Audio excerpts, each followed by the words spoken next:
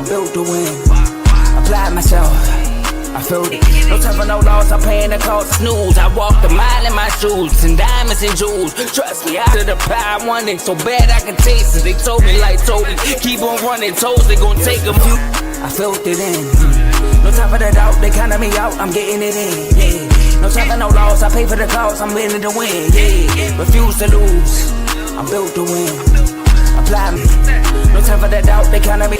Yeah. Refuse. Welcome back to CTC. I'm your gracious host, Carl, and I'm back with another episode. And today, we will be previewing. We got 5 games for y'all. We got 2 tonight and then 3 tomorrow. So 5 previews coming at y'all. Hopefully this week, I could turn this week around, man. Last week wasn't the greatest. I had some ups, some downs. Saturday was a big down. But hopefully we can turn this around because as we see, our record is getting close to 500. We are currently 33-27 due to that 2-6 Saturday, and I'm just trying to get some space with this record, man, as we wind down to like the last 2-3 weeks of the regular season of college basketball. So we're gonna go over these previews.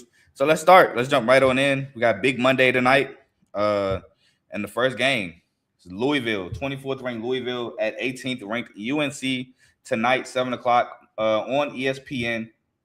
Now, UNC is still without Caleb Wilson. Henry Vesar should be playing for the Tar Heels. He played Saturday against Syracuse, had the team high 19.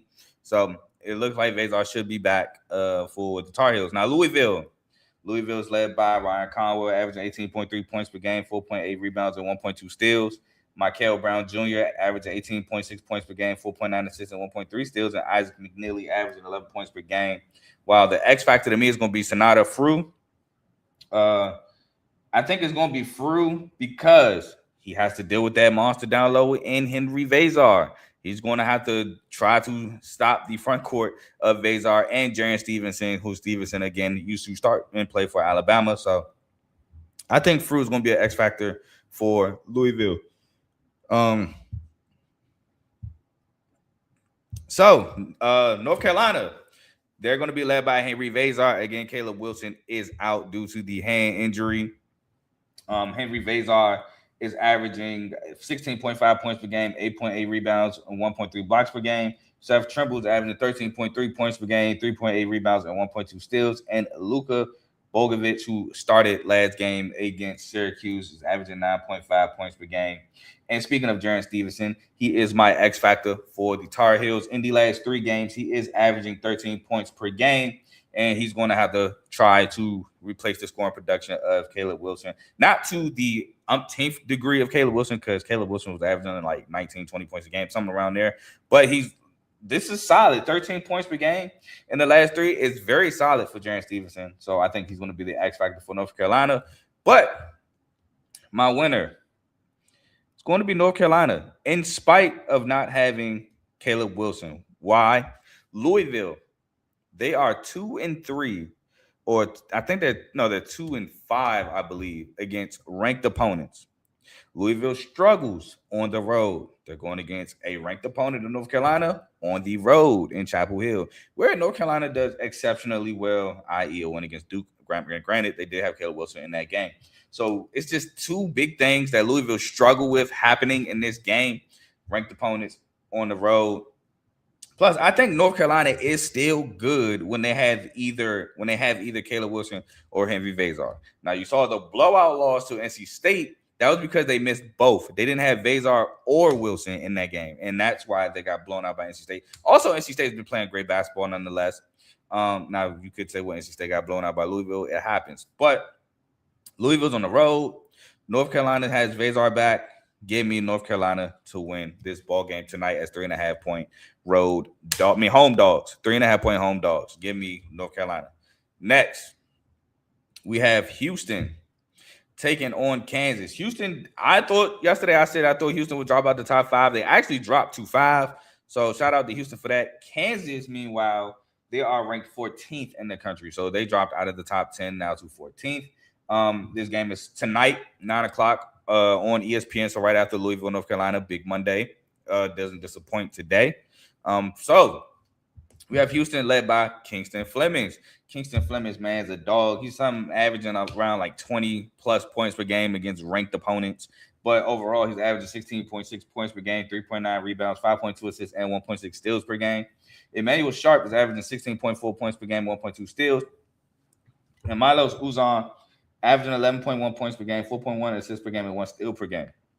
Now, he was my X Factor last Monday against Iowa State, and he's going to be my X Factor this Monday against Kansas, and it is Chris Sinak Jr. He's going to have his hands full down low with JoJo Tugler, dealing with Floyd Badunga and Bryson Tiller, but his rebounding is going to be big in this one. As you saw in the first half against Iowa State, wasn't really rebounding as much. I believe they were down at the half. Yeah, I believe they were down 3.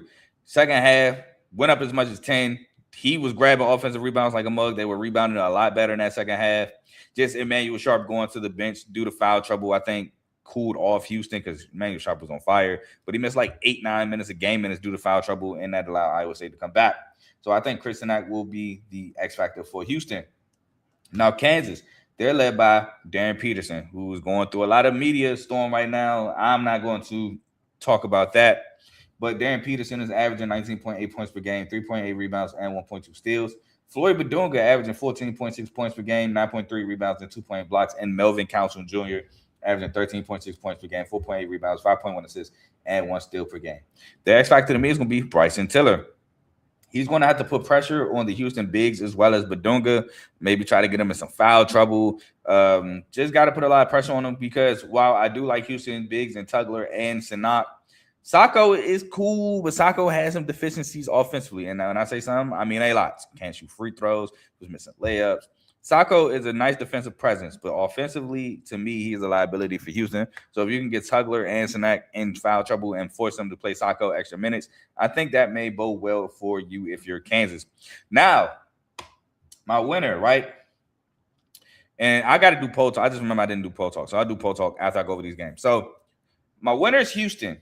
Now I get it. Kansas is 39-0 at home on Monday nights. I get that. Kansas just beat Arizona 2 Mondays ago on Monday night to give Arizona their first loss. I get it. But I just don't see Houston losing 3 straight. That is literally the reason why I'm going with Houston. I just can't see them losing 3 straight. This team is too good to lose 3 straight. So I'm going with Houston, banking on the fact that I just cannot see them losing 3 straight. That is literally why I'm going with Houston. They're a really good offensive team. They're a really good defensive team. They are really good on the road or at home. And I just feel like last week just wasn't their week. 2 great opponents, one at home, one on the road. And I just feel like they bounced back against Kansas. I just can't see Coach Sampson losing 3 games straight. I'm sorry. So if you want to fade me because of the 39-0 on Mondays at Kansas, I'm completely with you. I just don't see Houston losing 3 straight. So give me Houston tonight in this matchup. Next, we got NC State at I wrote it down. Where is it at 11th ranked Virginia. Virginia comes into this one as 4.5 point home favorites. This game is 7:00 on ACC Network tomorrow. So again, tomorrow 7:00 on the ACC Network. Now NC State, they coming off the blowout win against North Carolina. Virginia, they're coming off the home win against Miami, which was a barn burner. NC State, I don't think they played a game in like 6 days. Well, it'll be a week, I think, since they played when they play tomorrow. And like I said, Virginia's coming off that barn burner Saturday. But for NC State, they are led by Darion Williams, averaging 14.2 points per game, 5 rebounds, 1 steal. Quadar Copeland, averaging 14 points per game, 3.6 rebounds, 6.8 assists, and 1.9 steals. And Van Allen Lubin, averaging 13.6 points per game and 7 rebounds per game. Now, Virginia, their X factor to me is going to be Matt Abel. Matt Abel in his last 2 games has averaged 19 points per game, and you're going against a Virginia team who could score. I.e., they had 89 against Miami, and I want to say they had 80 or 90. I can't remember. I know they beat Ohio State by 4. I just can't remember if it was 80-76 or 90-86, but they put up points. So you're going to need those points from Matt Abel against Virginia. Speaking of Virginia, they're led by Theus DeRitter, averaging 15.9 points per game and 6.4 rebounds. Malik Thomas averaging 12.3 points per game, 4 rebounds per game, and Sam Lewis averaging 10.7 points per game and 3.6 rebounds per game. Now, my X factor for Virginia is going to be Jakari White, Why? Because they're going against NC State, who's one of the best three-point shooting teams in the conference, and they're going to need his three-point shooting to counteract said three-point shooting of NC State. He's shooting the three ball at 45.3%, and he's averaging 8.6 points per game. So Jakari White is going to have to hit some threes, just like Virginia was hitting threes against Miami to counteract that three-point attack to NC State. But, and also side note, Devin Tillis is questionable, I believe, to return. He did not play Saturday against Miami. I think he's questionable to return against NC State Tuesday. So keep an eye on that. But I'm going with, I didn't even write down the winner. Oh, Lord. I'm going with UVA, though. UVA has lost only one game. They've only lost one game at home. And that was to a really good UNC team that was fully healthy. And if we're being completely honest, North Carolina made a great push. And I want to say that was in large part to Derek Dixon. Of that comeback. They made a big push late to take the lead and overwhelm them to win the game. Virginia is really, really, really good at home. NC State is kind of iffy on the road. So give me Virginia to win this matchup in Charlottesville, and we'll move on to an SEC matchup. We have the 22nd ranked Tennessee Volunteers coming off a great win on the road against Vanderbilt, taking on Mizzou, who's coming off of a 8-point loss to Arkansas on the road. Little home cooking for Mizzou. This game is 9 o'clock tomorrow on the SEC Network. Mizzou comes into this one as 4.5-point home dogs. Tennessee, they're led by Jacoby Gillespie, averaging 18.1 points per game, 5.3 assists, 1.9 steals. Nate Ament, averaging 18 points per game, 6.5 rebounds, and 1 steal. Felix Okpara, averaging 6.9 points per game and 5.8 rebounds and 1.4 blocks. Now, my X factor is going to be Jalen Carey because the status for JP Estrella is still unknown. I think he's questionable for tomorrow. So if Estrella doesn't go, my X factor will be Jalen Carey, dominating the paint. Now, obviously, if Estrella is a go, he is my X factor because, again, they have to dominate the paint against this Missouri team. Now, for Mizzou, they are led by Mark Mitchell, who's averaging 17.2 points per game, 5.5 rebounds, and 3.8 assists. Jaden Stone, averaging 14.9 points per game, 5 rebounds, and 1 steal. And Jacob Cruz, averaging 9.5 points per game and 4.1 rebounds. Side note, continue with shout out to T.O. Barrett. But my X factor in this one is going to be Sean Phillips dealing with the size of Okpara and or Carey, and Estrella. He's going to have to try to control the paint and rebound, averaging 5.1 rebounds per game, which is second behind Mark Mitchell. But Mark Mitchell is also 6'9". So Sean Phillips Jr. is going to be my X factor for Mizzou. But my winner, and I want to make sure I got this right, but my winner for Mizzou and Tennessee is Mizzou. I'm going with the upset at home with Mizzou. Mizzou has some great wins at home. They have Florida. They have Vanderbilt. They have Texas A&M wasn't at home, but why am I blanking? They have some good wins at home, and I'm blanking on them. Did they beat? I don't think they played Kentucky. I'm not sure about the Kentucky one. But I know they have some good wins at home, and Mizzou's tough to beat at home.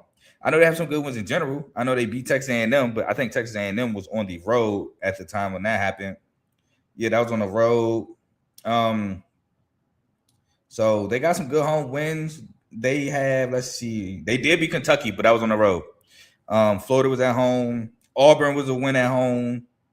Well, Oklahoma's not a good win, but yeah, so they got some good wins. At home, Mizzou is currently 14-2, while Tennessee is 4-4 on the road. So give me Mizzou to take this one as a home dog. And last but certainly not least, we have New Mexico at Nevada. Yes, I'm giving y'all some mid-major basketball. You know me. Now, New Mexico, they are a game behind Utah State, and they are tied with San Diego State for first place in the Mountain West. Nevada, they are 3 games behind, I want to say, Utah State, who they just beat at home. And they are, 2 games? Yeah, they're 2 games behind both San Diego State and New Mexico. So this is a battle of 3 and 4 in the conference. So New Mexico needs this to keep pace. Nevada needs this to try to have a chance because the season is whittling down. New Mexico, they're led by Jake Hall. Jake Hall is averaging 15.9 points per game. Tomislav Buhan, averaging 11.9 points per game, 9.8 rebounds, and 1 steal. And Dayton Aubrey averaging 11.6 points per game, 3.8 rebounds, 3.2 assists, and 1.2 steals per game. Now, their X factor is going to be Uriah Tenet, and his scoring ability averaging 10.6 points per game. I think he's going to be big for New Mexico. And now Nevada, they're led by Corey Camper Jr., averaging 17.7 points per game, 4.3 rebounds, and 1.3 steals. Elijah Price averaging 12.8 points per game, 8.9 rebounds, 1.3 steals, and 1.7 blocks per game. And Tayshawn Comer averaging 12.4 points per game and 3.8 assists per game. And I got the X factor because I wasn't sure between Caleb Lowry and Joel. I think it's Joel Arms. It's not Armstrong. It's not Armstrong. Armstrong. It's like a Murillo or something. Let me just make sure. Armo trading. I wasn't sure between those two. I ended up going Caleb Lowry and his rebounding because I noticed when he rebounds a little bit more, that is more of a chance for them to win. So I'm gonna go with Caleb Lowry. But my one is New Mexico, man. New Mexico has won 3 straight since losing at home to Boise State by 1 point. Since I said they've been getting put on the pit at the pit, they've won 3 straight. One of those wins include Grand Canyon on the road. The other 2 are Air Force and Fresno State. So do with those as you will. But they won in 3 straight. They need this one to keep pace with both San Diego State and Utah State. They end the year playing Utah State. And they also play San Diego State this Saturday. So bunch of big games coming up for New Mexico. They cannot afford to drop this one against Nevada. And New Mexico is also 7-3 on the road. So I thought that was a real good stat there. 7-3 on the road. Now Nevada, they are 13-2 at home. Nevada did come off of a big win against Utah State, but that could be draining. But we'll see. But I'm going with New Mexico to take that one. And that's all the games I have for y'all. So we'll so New Mexico can kind of do both. New Mexico has some shooters. Jake Hall can slash, he can shoot. If I remember correctly, Tenet can shoot, but New Mexico has both. They can shoot, they can attack the basket really well. I feel like New Mexico is more of a balanced team.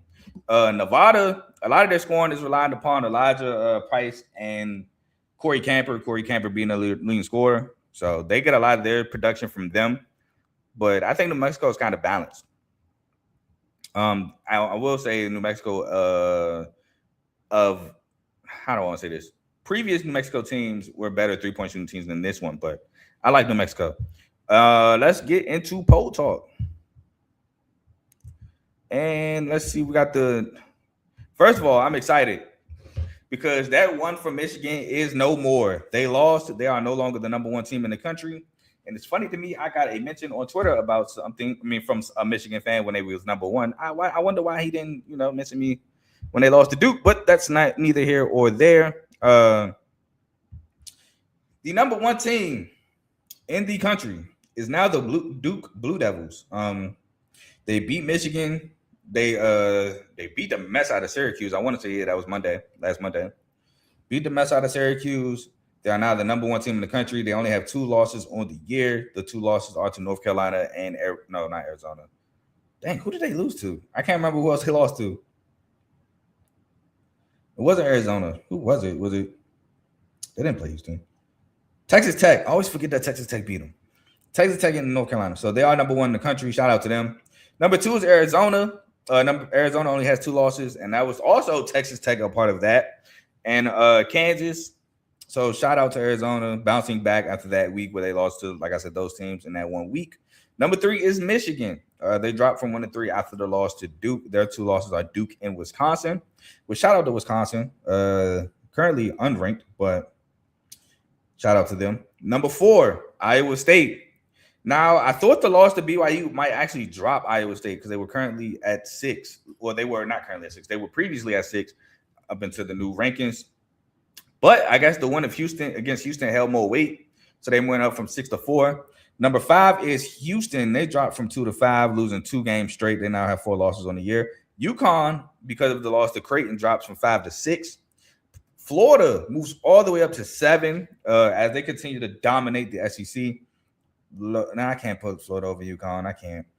8 is Purdue. Now, I don't think Purdue lost a game this week. No, they beat the mess out of Indiana. Oh, no, they did. No. Yeah, they did Tuesday. Purdue and Michigan. They did lose to Michigan, who was number 1 at the time, but then they beat the mess out of Indiana. I still don't know if I have Purdue. Nah, you know what? Illinois took another L. Yeah, nah, I think I'm cool with Purdue at 8. I will discuss something in a minute. Virginia at 11. I wish Virginia was in the top 10. 24-3, second in the ACC, only has 2 losses in the ACC. I know that one non-conference loss to Butler is ugly. That is ugly. That is ugly. Can't lie. But their 2 losses in conference is North Carolina, who again was fully healthy, and I can't even remember the second conference loss. It's probably something ugly though. It has to be for them not to be in the top 10. It was to Virginia Tech, which is a rivalry game on the road. That is kind of nasty, though. I think I would have flopped. I would have put them in 10 in front of Illinois because Illinois blowing a 23-point lead is disgusting. Michigan moving to 3. I mean, I ain't mad at it. They only have 2 losses on the year. They have to be top 3. And Arizona beat 2 top opponents this past week. They beat Houston. And they beat BYU. So you have to put Arizona in front of Michigan, and you can't put Michigan in front of Duke after losing to Duke and having the same record. So they have to go at 3. That's perfectly fine. And yeah, Jake Hall is averaging 15 points per game from New Mexico. But yeah, that's how I feel. It's a perfect spot for them. Number 9 is Gonzaga. Gonzaga, I think, should drop. They moved up 2 spots to know. You barely beat Pacific, and you lost to Portland, not this week, obviously, a couple weeks ago. But I don't think you should be top 10 after that. Like, I get it, you're winning in your conference, but you're too good of a school to be in these close games against those schools. They should not be in the top 10. I get they're 27-2, but it's because of their conference. But it's the name. That's literally what it is. It's the name Gonzaga. Gonzaga should not be in the top 10 right now. Get them out the top 10. I think Virginia should be at 9. Illinois should stay at 10. Gonzaga is cool with being a cool 11, 12 spot. That's cool with me being outside the top 10. They're not top 10 to me because they keep playing these close games, and I get Braden Huff is out. He's been out for a while. But you're still 10 times better than these WCC schools that you're playing, minus maybe Santa Clara and St. Mary's, which you're better than still, but not like 10 times better as the other schools that you're losing and having close games to. But yeah, Gonzaga's 9, Illinois is 10, Virginia's 11, Nebraska is 12. Now, Nebraska is obviously in front of Michigan State because they own the head-to-head and they have 1 less loss. But I'm not mad at that. They should be in front of us. They've been playing better than us. So Nebraska's at 12. Michigan State's 13. We move up 2 spots, which I'm not even going to lie to you. If we'd have stayed at 15, I probably wouldn't have been mad. I'm not mad if Kansas jumps in front of us because they're in a tougher conference and they're playing better. But Kansas dropped 6 spots from 8 to 14. St. John's moves up to 15, which I'm not mad if St. John's is in front of us. I think St. John's is a better school than us offensively for sure.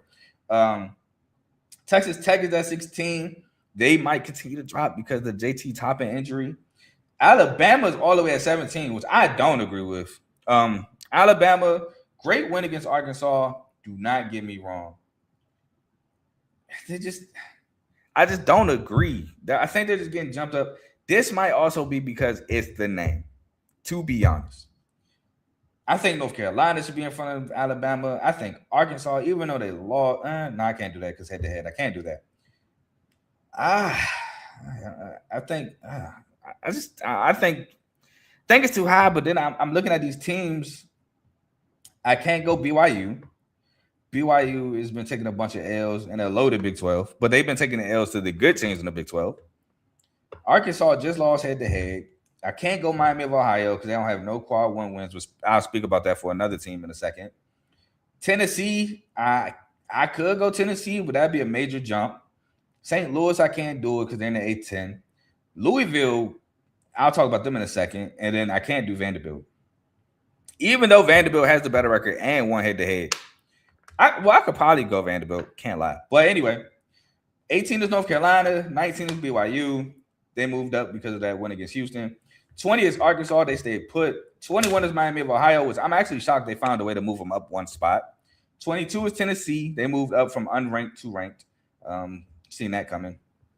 Good win against Vandy. 23 is St. Louis, which they dropped 5 spots because they lost to Rhode Island. Yeah, they lost to Rhode Island Tuesday. 24 is Louisville. I don't think I'm sorry. I don't even think Louisville should be ranked. I think Wisconsin should be ranked over Louisville. When you struggle against ranked teams, you're bad against ranked teams.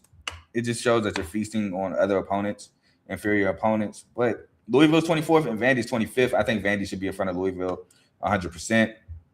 Now, I think Wisconsin should be ranked. I still would like the fact I would still like Villanova to be ranked. I mean, I know they just took a tough loss to 5th ranked UConn, but they're still a really good Big East school. I think Miami should be ranked, to be completely honest. I would like Miami ranked over Louisville, to be honest. But those are 3 schools I think should be ranked. So let me know how you feel about the polls for this week. We probably got like 2-3 weeks left of these polls. But my last thing I wanted to talk about before I get off is Ohio State. Ohio State, right? I think Ohio State's a good team. Do not get me wrong. John Mobley, the bucket. Bruce Thornton, oh my Lord, is he a bucket? We could not stop Bruce Thornton yesterday. And I like Devin Royal and Amari Bynum. Y'all know I talk about Amari Bynum a lot. I really like Amari Bynum as a freshman. But they penalized Miami of Ohio, right? And I guess because they're a MAC school for having no quad 1 wins. Just keep that in mind. They're 27-0, but they have no quad 1 wins. So they have to win out and win the tournament to make the NCAA tournament, right? Right, you got that? Cool. Ohio State has no quad 1 wins. And they're projected in the tournament. Now, Miami of Ohio tried to book some of these games. Nobody wanted to play them. And nobody wanted to pay to play them, right? So you got to play who you can get. I mean, that's how the non-conference works. They're a mid-major. So high majors pay mid-majors to play them. Nobody wanted to do it. And I'm not going to lie. I think teams were scared because this is not out of nowhere why this Miami of Ohio school is good. They were good last year. Miami of Ohio was a blown second half away from making the tournament last year. They blew like a 18-point lead or something like that against Akron in the championship in the MAC last year. I've been watching this Miami of Ohio team since last year. Peter Suter has been a baller since last year. I tell y'all, well, I told this story before. The reason why I found out about Miami of Ohio being a good team last season is because I was watching, I think it was Sunbelt MAC Challenge when they played App State last year, and App State was super favorited. I took Miami of Ohio plus 7.5 because I don't know, it's just off a whim. I was like, dang, I don't know. I just really don't know. I took it. I watched the entirety of the game, and Suter and them stood out to me. I think they even won the game. But he stood out in the fact, the 3-point shooting ability and everything, it stood out to me, and I kind of followed it throughout there, and they were a really good team. Now, am I surprised they're 27-0? Absolutely. But am I surprised they're super successful? No. But how come one team can have no quad 1 wins? I think Ohio State's like 0-8 or whatever the case is. They have no quad 1 wins, but can get in the tournament by another team who may possibly win 30 games. Might not get in because they have no quad 1 wins, but they're ranked currently. That just makes no sense to me, but it's the name. And that's very unfortunate. It's very unfortunate. But it's the world of collegiate sports, man. Collegiate, like I said, I say this all the time too, man. People don't like sports. They like brands. And that's what it is. They don't care if you're good, if you're a Charlotte, a Miami of Ohio. And I'm not saying Charlotte's good. I just random. We'll say South Florida. South Florida's good. I remember I had this same rant about South Florida 2 years ago. Rest in peace, Coach Raheem. When they won 14 straight games. And on like the 14th straight game, they finally got ranked. They lost the game after winning 14 straight games and got unranked. And they were in the American. The American's a good conference. Won 14 straight. That's when they had Keyshawn Pryor. Keyshawn Pryor. They had Selton Miguel, Chris Youngblood. I want to say Jaden Reed was on the team. They had guys go to major D1 schools after that season and didn't even make the tournament. So I remember I had that rant, and they finally got ranked, lost the game, and then became unranked. And I think that's what happened to Miami of Ohio if they lose a game. They went 27 straight. Let's just say they lose to Eastern Michigan tomorrow off the 28th. They're going to be unranked, and now they got to win the MAC tournament to get in. So I think that's very unfortunate. It sucks, but people don't like sports. They like brands. So, yeah, they got people with Ohio State projected in, which I would love to see Bruce Thornton in the tournament, but I just think it's not fair. But that's my little rant I went on. Got to do some house cleaning. Please like, comment, share, subscribe. It helps the channel, helps the network. Speaking of the network, we have multiple shows on the network, one of them being the main show, which goes live in about 15 minutes, featuring Joe, Tomo, and Dave. So make sure y'all check them out. They go live Mondays and Thursdays, 7 to about 8:30ish. Then we have Unfazed. Catch them when they go live. They are switching over to the NBA. That's featuring Joe and AJ. Next, we have BWT, Baseball with Teddy. World Baseball Classic starts soon. I want to say the regular season starts basically in like 35 days or something like that, around that. But be on the lookout for that. FFC, Fantasy Football with Coach Coombs. Fantasy football, NFL season is currently over, obviously. So be on the lookout for whatever content he has for you for that. We have RBO, Real Ballers Only, featuring Vaughn, NBA show, which we got a big matchup tonight featuring my Pistons going against the Spurs. I want to say we are at home. Yep, we had the crib. They game 7 o'clock tonight on Peacock. Probably going to be on NBC Sports too, but big game. So, Cade, my boys, I'm going to need y'all tonight. Next, we have Dave's Doghouse highlights and lowlights of sport. So make sure you check that out. We have Indie Red Corner, who went live yesterday, boxing show for all your boxing needs, featuring Ty, Ricky, and Tomo. They go live on Sundays, not every Sunday, but when they do go live, it is on Sundays. And that's at 6:30, 7 o'clock, around that time. And then we have Zero Sports Talk with Griffey, again, new show on the network. So I don't really know how the times for that work. Just catch it when you can. Did have a pre-recorded episode go up last night, so make sure you check that out. And please like, comment, share, subscribe to other shows on our network as well. It helps the channels. It helps the network. And that's all I got for y'all tonight. We will be back Wednesday, because I know we got a couple games to talk about. We got some games to preview Wednesday. I know Michigan State plays Purdue on Thursday, so I will be previewing that on Wednesday. I want to say Arizona plays somebody on Wednesday. Somebody big. Let's see. I thought I seen Arizona play somebody big on Wednesday. Maybe I'm wrong. I might have been wrong. Maybe I won't be back Wednesday. So I just looked at Wednesday games and none of them jumped out to me. Oh, Gonzaga has an opportunity to get back against Portland at home. I'm not talking about it. They better beat Portland. No, I was wrong. Oh, St. John played UConn Wednesday. That's what it was. St. John plays UConn Wednesday. So I'm back. I'm back Wednesday. UConn, St. John, Michigan State, Purdue. Was it somebody? They play somebody Thursday? Let's see. No, but I'm gonna be back anyway, because those two, even if it's just those two games, I'll talk about those two games for sure. But y'all make sure to check out the main show. They're up next. I'm gone. Peace.